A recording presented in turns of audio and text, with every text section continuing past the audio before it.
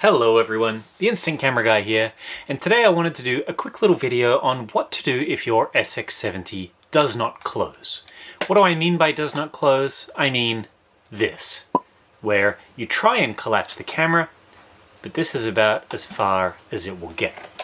I want to show you what to do if this is the case for your camera. I want to also explain why this happens, and I want to show you how to rectify it and potentially some causes of why it might continuously happen. Basically, inside an SX-70 there is a mirror assembly. That mirror flips up and side down in the camera and basically is responsible for alternating between viewfinder mode, where you can see through the SLR viewfinder, and then that mirror being flipped up so that light can bounce from the lens off the mirror and then onto your film. Inside the camera, this is a chassis, this is what that looks like. If I move the gears, the mirror flips up, and if I continue to rotate those gears, we will eventually see that mirror start to go down. This takes quite a while, until it is at rest. The reason an SX-70 will end up in this kind of a state is basically because something has happened inside the camera that prevents completion of the cycle that I just showed you.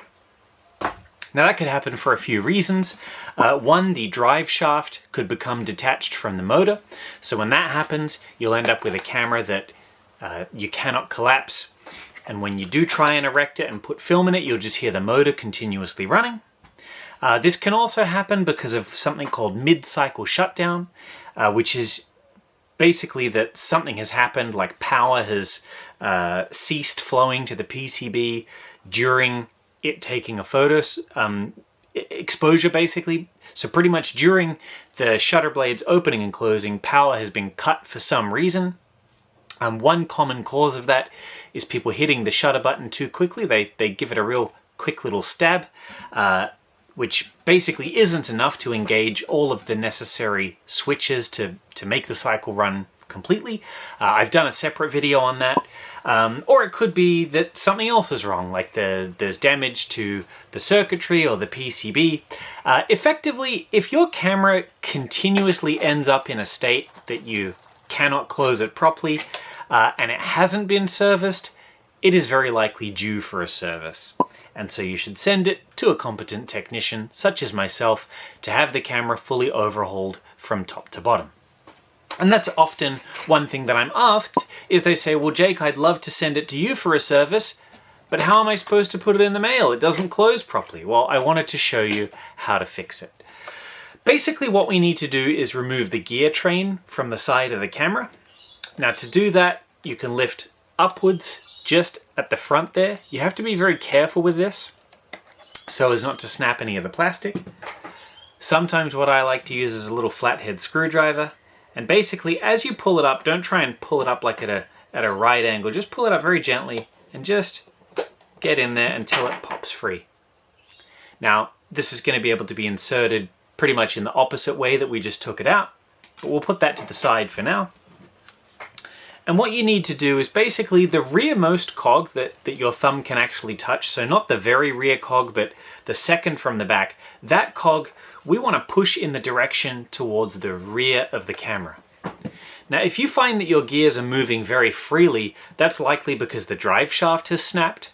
And so if that's the case, I also like to hold one finger there just to hold the gears steady while you push towards the back. In this case, the drive shaft is attached, so I don't need to do that. But if you're finding it very difficult because the gears are flopping around, just very lightly hold a finger on them while you push towards the rear. And what we're going to do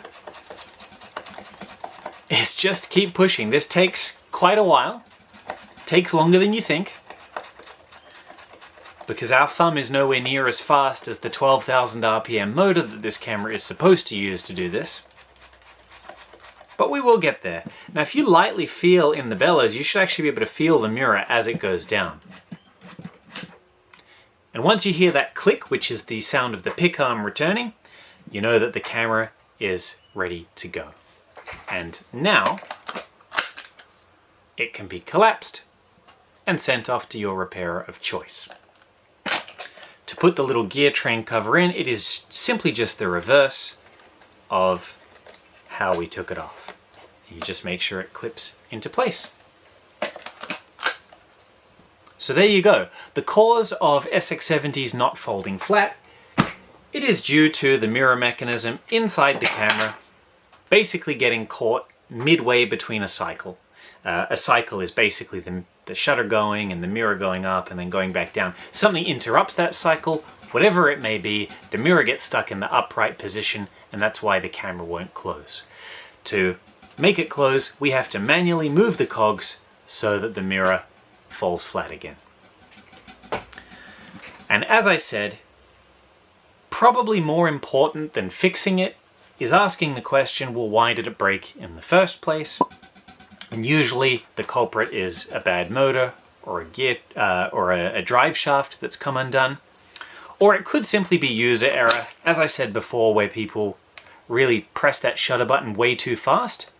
When you take a photo with an SX-70, it is a good practice to hold that shutter button in for about a second. You don't need to keep it held down all the way, but if you hold it in for at least 1 second, everything's going to have a chance to complete the cycle and your photo will come out fantastic. I hope you found this video helpful. If you like what it is that I do, please feel free to give a donation using the links below. Feel free to send me in something to repair, or simply leave a comment, like, and subscribe, and the rest of the other YouTube stuff. I hope you all have a wonderful day, and I will see you in the next video.